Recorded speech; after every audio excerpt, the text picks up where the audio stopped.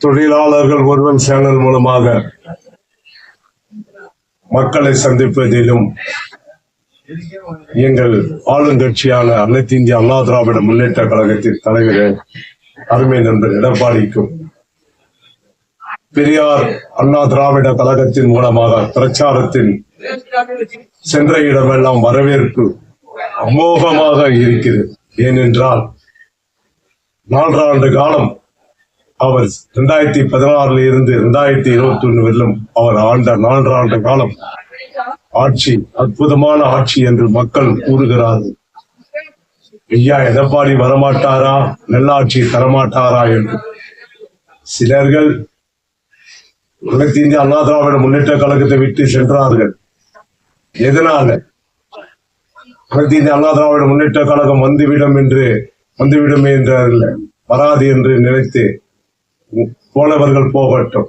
ஏனென்றால் புரட்சி தலைவி அம்மா ஆன்மா அவர்களும் புரட்சி தலைவர் சத்துணு தந்த சரித்திர நாயகன் அவர்களும் புரட்சி தலைவர் எம்.ஜி. ராமச்சந்திரன் அவர்கள் ஆன்மாவும் அவர்களை கிட்ட சேர்த்தால் அம்மையார் சொன்ன மாதிரி 100 ஆண்டு காலம் இந்த ஆட்சி வளரும் என்று அம்மா சட்டசபையில் சொன்ன வார்த்தை அது உண்மையாக வேண்டும் என்றால் அந்த அம்மா தேர்ந்தெடுத்த சசிகலா மூலமாக அம்மையார் ஜெயலலிதா அவர்கள் தேர்ந்தெடுத்தது அருமை நண்பர் எடப்பாடி அவர்கள். அதுதான் இன்று 4 ஆண்டு காலம் ஆட்சி அவர் நடத்தினார். இன்று தைரியமாக திமுகவை எதிர்க்கிறார். திமுகவை எதிர்க்கிறார் என்றால் திமுக பலவாய்ந்த கட்சியாகும். அந்த நாளில் இருந்து புரட்சி தலைவர் படத்தை ஓடவிட்டாத பண்ணது அந்த திராவிட இயக்கம்.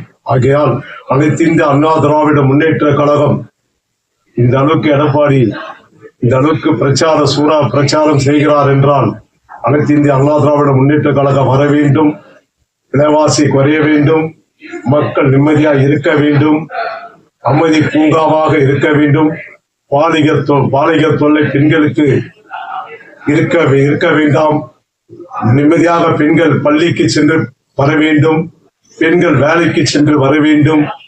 இலவச பஸ் என்றால் அவளை கேவலப்படுத்திய சில அமைச்சர்கள் அதிலும் முன்மொழி இருக்கிறாரே, அவரு அவ்வளவு ஒரு பெண்கள் கேவலப்படுத்தி பேசினார். இலவச பஸ், நான் ஓசி பஸ் தானே போறீங்க, ஓசி பஸ் தானே வரீங்க, கொடுக்க சொன்னது மக்களா கொடுக்க சொல்லிச்சு ஓசி பஸ். நீங்க தேர்தல் அறிக்கையில கொடுத்தீர்கள், அதை நிறைவேற்றினது. இப்ப 800 ரூபாய் கூப்பன் கொடுக்கிறீர்கள். ஏனென்றால் வசந்த ஆன்கோக்கு நீங்கள் அது கூட வந்து அவர்களுக்கு கமிஷனுக்காக நீங்க அந்த 800 ரூபாய் கூப்பனை கொடுக்கிறீர்கள். மக்கள் எது வேணாலும் வாங்கி கொள்ளலாம், எப்படி வேணாலும் வாங்கி கொள்ளலாம். ஏன் 8000 ரூபாய் கூப்பனை வாங்கி எடுத்துன்னு போயிட்டு மிஸ்டி ரிப்பேர் ஆயிடும், 2வது வெடிச்சிடும்.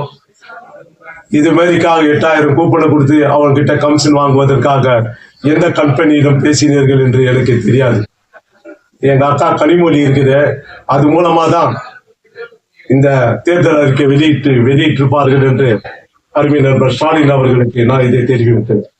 வரப்போது அனைத்து இந்திய அண்ணா திராவிட முன்னேற்ற கழகம் தான் மக்கள் நிம்மதியாக இருப்பார்கள், ஆசிரியர்கள் நிம்மதியாக இருப்பார்கள், மன வளர்ச்சிகளுக்கு ஆளாக மாட்டார்கள், அதிகாரிகள் மன வளர்ச்சிகளுக்கு ஆளாக மாட்டார்கள், காவலாளிகள் மன வளர்ச்சிகளுக்கு ஆளாக மாட்டார்கள்.